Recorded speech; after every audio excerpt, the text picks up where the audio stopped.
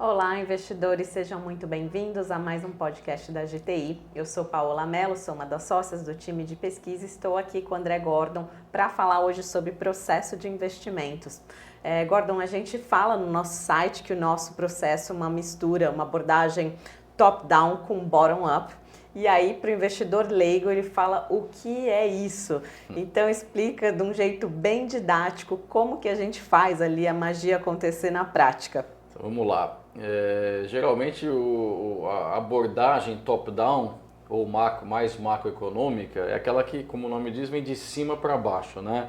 Então o gestor ele traça aí junto com o seu time um cenário macroeconômico e de acordo com as variáveis que eles vão utilizar nesse cenário, eles decidem quais os setores tendem a desempenhar melhor, né? Então ele sai do macro, vai para o setorial, né? E aí obviamente o investimento em tese seria feito nos ativos daqueles setores, né? Então, por exemplo, um hedge fund que não costuma ter um time especializado em equities, né? Geralmente eles têm economista, macroeconomista, trader de moeda, trader. Eles entendem a partir da análise econômica que os setores exportadores vão desempenhar bem, o preço da commodity está alto, né? Então compra aí empresas de commodity, China está indo bem, compra Vale, compra Suzano, enfim. Então eles não param tanto para olhar o detalhe, né, da empresa. Então isso seria o top-down puro. Já no bottom-up, como o nome diz, é de baixo para cima, né? Quer dizer, um você está olhando a floresta e outro você está olhando as árvores, né? No bottom-up, você faz o quê? Avaliação econômica, análise fundamentalista, né? Então você pega uma determinada empresa, você vai analisar o fluxo de caixa, que seria uma análise mais quantitativa, né? Então você vai estimar faturamento, quais vão ser as margens, se vai ter pressão nos custos, alíquota tributária, e você vai avaliar também questões mais qualitativas, né?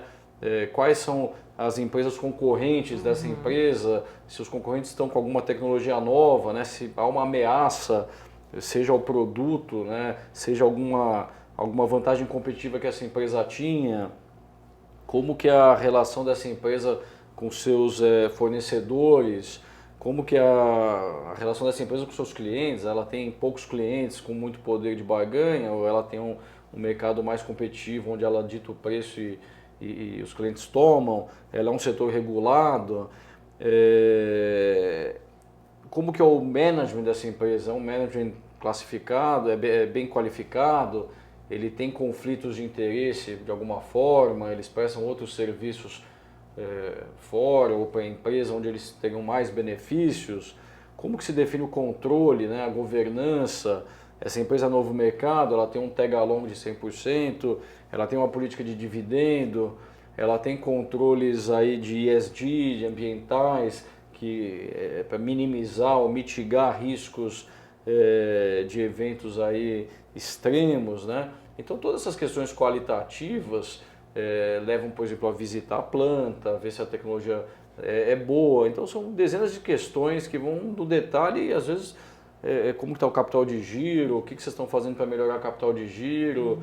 Então essa análise bottom-up ou análise mais fundamentalista também é bastante específica, né? Tem fundos que são absolutamente bottom-up, eles não estão nem aí com o que vai acontecer no macro, né? Então eles olham o ativo, gostou, viu o retorno de longo prazo, monta a posição, não quer saber se a economia vai crescer, não vai crescer, por quê? Porque dentro da análise eles já levaram em conta alguns fatores. No nosso caso, eu falo, a gente acaba conjugando um pouco, talvez pela minha formação em economia, e eu sempre pensei dentro desse ambiente mais macroeconômico, setorial, é difícil também ignorar, ainda mais num país emergente como o Brasil, onde a gente vê que de fato a cada 4 anos você tem uma eleição onde ou vai para um lado ou vai para o outro, enfim. Então essas coisas acabam tendo um impacto muito relevante. Mas o bottom-up para nós ele é imperativo, né? O que significa isso? Muitas vezes a gente gosta de um setor, mas se não achar empresas naquele setor, seja por governança, só tem empresa aí com governança ruim, não vamos investir, porque nós somos de longo prazo, né? Ou às vezes você as empresas daquele setor que você gosta estão muito caras. Eu quero investir em varejo, mas o varejo está muito caro. Não vamos investir nesse momento, a gente vai esperar uma oportunidade melhor.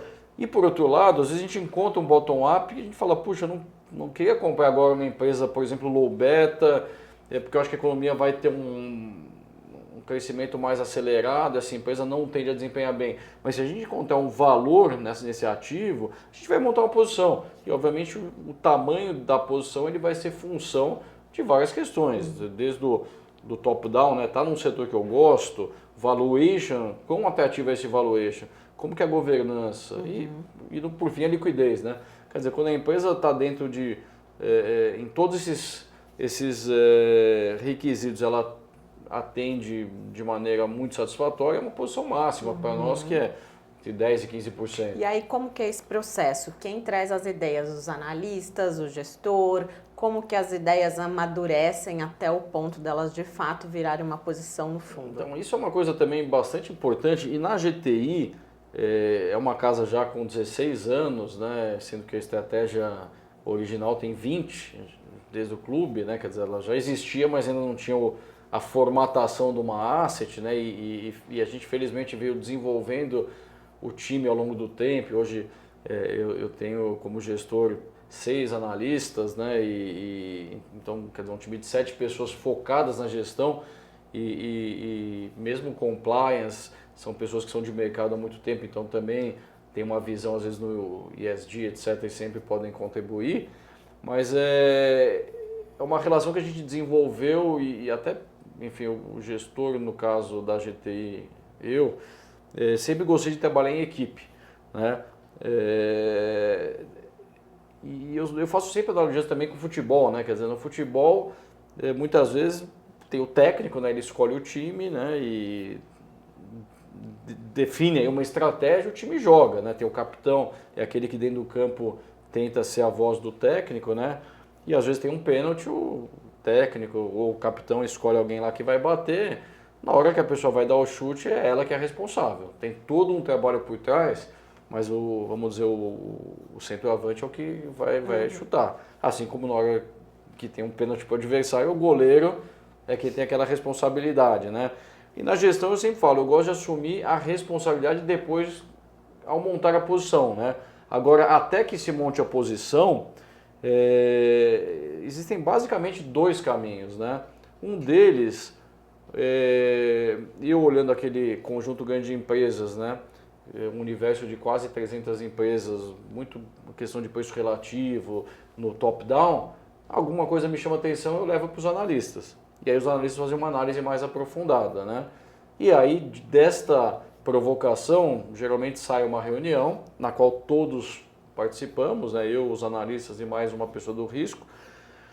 E nessa reunião, geralmente reuniões em torno de 1 hora, né? É apresentado a tese de investimento, é feita uma avaliação econômica da empresa e ela é bombardeada. Basicamente o analista é bombardeado não só pelo gestor, mas pelos outros analistas, questões aí diversas, né?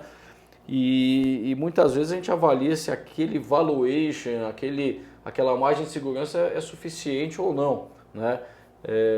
E aí aquela ideia ela pode ser abortada ou ela pode ser levada adiante. Quando não se chega nessa oportunidade vamos dizer, num resultado comum, muitas vezes a gente, vamos então fazer uma visita à empresa, uma empresa que a gente não conheça, vamos conhecer um pouco melhor, vamos ver governança, vamos falar com um cliente da empresa para entender como que funciona. Já aconteceu no caso agrícola, vamos falar com alguém que entende aí da agricultura para entender a especificidade dessa empresa, né?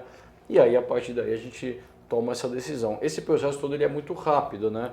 Quer dizer, uma empresa, muitas vezes, se o preço está muito interessante, parece uma oportunidade, até por conta de um evento que aconteceu e que levou a ação a um determinado preço, o analista do setor, ele para alguns acompanhamentos e foca naquilo, né? Então, a gente tenta sempre também ter muita agilidade, né? E, em outras situações, a provocação vem do analista. Cada um dos analistas cobre determinado número de setores e acompanha as empresas, então ele tem, vamos dizer, uma sensibilidade maior ao fluxo de informações para aquela empresa específica, né? e vai em evento, ele está vendo como que o mercado está recebendo aquelas empresas, né? Quer dizer, está se formando, às vezes tem uma leva de IPOs que vai vir naquele setor, então começa a se desenhar aí consolidação, enfim, questões muito específicas de determinado setor, aí o analista provoca o gestor, vamos para a sala, reunião, etc., é a mesma coisa, né? Aí o gestor também faz essas provocações, outros analistas, né? E eventualmente se identifica uma oportunidade. É muito interessante que dentro de um portfólio que a gente costuma estar com uma alocação plena, né? Eu falo, chegar a 95% comprado, às vezes até mais, enfim, 97%.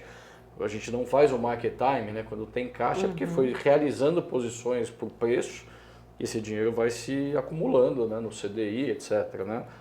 Enquanto a gente busca mais avidamente ainda novos investimentos. Acontece muitas vezes do analista ter uma ideia que a gente gosta, mas de repente a gente vai confrontar com outra que está no portfólio e às vezes o próprio analista fala, não, entre essas duas realmente eu prefiro manter. Então, eu costumo dizer que o consenso nem sempre é obtido, mas assim, em geral eu gosto de ter o consenso do gestor com o analista do setor. Claro. Às vezes um outro analista não gosta muito.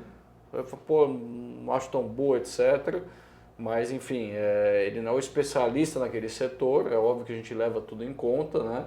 E aí também cabe tanto ao analista do setor quanto ao gestor provocar o analista para tentar convencê-lo, né? E geralmente para uma empresa, para uma nova posição ingressar, e estou focado mais nas posições de mais longo prazo, no mínimo a gente gosta de ter o gestor e o analista alinhados, né? Seria estranho o gestor comprar uma posição que o analista não recomenda a venda, né? Então, eu não gosto, o gestor não, vou comprar. Nunca aconteceu, eventualmente poderia ter uma questão mais tática, mas aí já entra numa outra classificação que seria uma posição mais especulativa, vamos dizer assim, uma coisa mais técnica, né? Então, outro dia, por exemplo, uma Rappi Vida, que a gente não achava caro, não tinha grandes conhecimentos, etc., naquele momento, teve um movimento muito grande, 20%, 30%. Então, eventualmente, a gente faz uma posição muito pequena, fica um dia, dois, só para entender o pricing, né? Ou com o Bradesco, a gente chegou a ficar um mês, dois. Também não gostamos muito do que a gente viu aprofundando, né? Mas naquele curtíssimo prazo parecia ter tido um overshoot. Então, são posições que geram um pequeno alfa, mas não são tão relevantes, né? Nem em tamanho. Geralmente elas acabam sendo positivas porque tem essa sensibilidade aí de preço, né? Mas para montar uma posição de mais longo prazo, de fato, se espera isso. E às vezes também, numa última situação, posições que já existem, às vezes vamos dizer, o analista ele se frustra com alguma expectativa, né? E o analista ele tem uma cabeça muito diferente do gestor. A cabeça do analista é muito mais de longo prazo, né? Não que a do gestor não seja, mas o analista ele está olhando a empresa naquele momento. De hoje até a perpetuidade. Quanto que vale essa empresa. E muitas vezes aquela decepção, ela frustra todo um fluxo de caixa, né? Então, eu trabalhava com uma margem de 10, agora eu acho que é 8. Enfim, e o gestor ele tem um pouco mais essa sensibilidade do mercado, do dia a dia. Então, muitas vezes, ok, entendido, vamos começar um processo de saída, mas não necessariamente nesse atual preço. Não precisa ser imediato. Né? A não ser que o analista fale, aqui vai acontecer isso, é terra arrasada, e aí realmente a gente sai da posição, enfim, a não ser que o gestor convença o analista que não, calma, nunca aconteceu também. Em geral, quando também a gente consegue evitar as terras arrasadas, né? A gente já pegamos terra quase arrasada, né? Mas felizmente posições pequenas, né? Então essa dinâmica ela funciona muito bem. Não tem uma regra qual que é o melhor modelo, né? Você tem na indústria fundos que é uma pessoa sozinha, né? Tem aquele exemplo naquele filme que trata da crise financeira, né? Do 2008, um gestor maluco lá tocava bateria e lá naquele mundo dele era uma pessoa muito inteligente, poucas estratégias, né? Muito concentrado, um risco alto, mas é uma pessoa, né? E você tem fundos que são times muito grandes, com 50 pessoas, cada um com um book pequeno. Equipes, comitês, todos têm espaço, né? O nosso é no meio do caminho, né? Quer dizer, é um time, até a gente é uma asset relativamente menor, né? Uma asset 700 milhões hoje de patrimônio, né?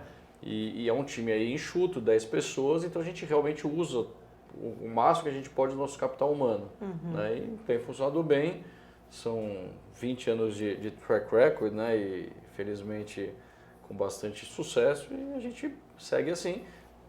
Obviamente, se tiver aprimoramentos, a gente vai trazendo, né? Quer dizer, tem um learning by doing, né? Claro. É um processo que às vezes você vai aprendendo e vai implementando. Então a gente aprendeu bastante coisa ao longo desses últimos anos. E você trouxe na tua explicação o conceito da margem de segurança, né? Eu acho que é legal falar um pouco da filosofia de investimentos da GTI, né? Esse conceito de valor já esteve até no nome do fundo, não está mais, mas acho que é uma coisa muito forte na nossa cultura. Sim. O value investing, né, o investimento em valor, nada mais é do que você comprar ativos que se mostram, né, ou aparentemente se encontram substantivamente subavaliados. Né? Então, o valor que você ofere está aqui em cima e o preço de mercado está muito abaixo. Ou, dito de outra forma, a taxa de retorno implícita é muito mais alta, né? Quando você vai encontrar o que seria a TIR dessa empresa, você vai encontrar um retorno muito alto, né? Supondo que nós considerássemos que para investir em determinada empresa, setor, a gente queria um retorno, por exemplo, de Y. Se eu comprar num preço na qual o retorno esperado vai ser Y, em tese eu estou satisfeito. Mas a gente gosta de ter uma margem adicional de segurança. Por quê? Porque às vezes aquele 10% de crescimento ele vai ser 9%. Então eu não quero que por um erro pequeno aquilo não atenda a nossa relação risco-retorno, né? Então, muitas vezes a gente na própria avaliação da empresa, a gente já adiciona um componente a mais na taxa de desconto, que seria o risco específico para carregar aquela empresa. Então, óbvio, vou comprar um banco de primeira linha como Itaú, ou um varejista como a Renner, esse prêmio extra ele é mínimo. Agora, eu vou entrar numa empresa como a Guararapes, que a gente já foi acionista e que é uma empresa não só menos líquida, mas ela erra um pouco mais que a Renner, ela tem ativos imobilizados, etc. Aí eu preciso de uma margem de seguro, um retorno maior para ter aquele ativo, né? Ou seja, eu vou comprar ela substancialmente mais barato. Então, para a gente comprar, às vezes, o Itaú a 8 vezes lucro, ele ainda é um ativo interessante para investir. Já o Bradesco 8 vezes lucro, eu não acho tão interessante. Né? Quer dizer, mesmo com o mesmo retorno esperado, quer dizer, o risco que a gente entende do Itaú é menor do que o risco que a gente entende para o Bradesco, por exemplo. Né? Então, esse conceito da margem de segurança, ele é muito importante. Maravilha, acho que ficou super claro. Acompanhe aí para os próximos episódios. Agora eu não sei se... Não, acho que não dá tempo de fazer mais um. Eu acho que a lâmina dá rapidinho. Não, mas falta 5 minutos. A gente faz 6. Um 3, faz um pequeno, né? Lâmina é pouca coisa. Então tá bom. Então vamos lá. Pode continuar então? Olá, investidores, sejam muito bem-vindos a mais um podcast da GTI. Eu sou Paola Mello, sócia do time de pesquisa. Estou aqui com o André Gordon, sócio fundador da casa, para falar sobre a lâmina dos fundos. Gordon, explica o que é este documento para o investidor leigo, para que serve e o que o investidor precisa olhar dentro desse documento. A lâmina, ela é como se fosse uma cola. Né? Uma cola. A pessoa vai estudar para a prova, ela antigamente fazia aquela colinha lá para estudar na última hora, né, os principais tópicos, né, e está com tudo, vamos dizer, de mais relevante.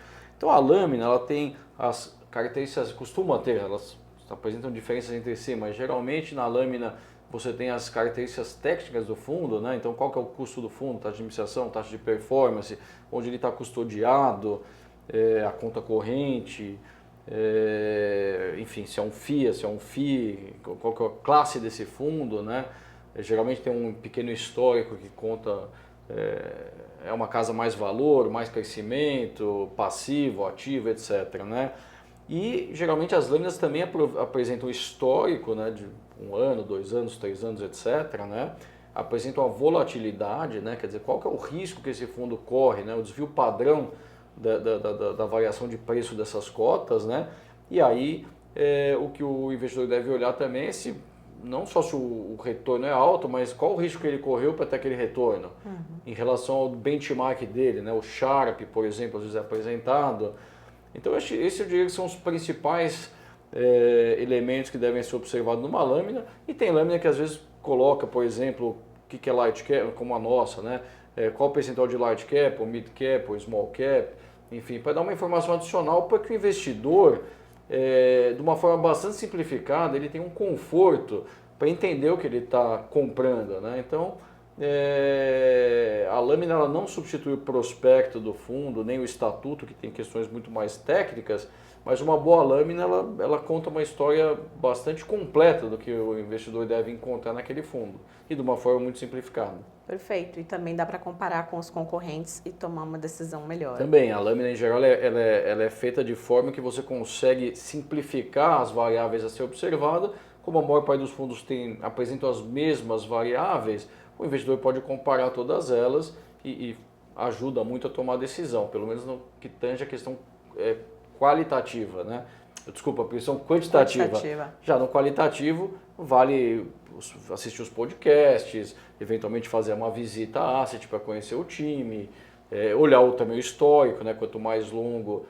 Cartas, né? As cartas mensais, quer dizer, se aquilo que é dito que é feito é aderente com o que é entregue, se o resultado tem uma consistência, se a estratégia ela se mantém, né? Ou se o investidor está comprando hoje uma estratégia, amanhã virou outra, aí na semana seguinte mudou, quer dizer, o investidor tem que saber o que ele está comprando, né?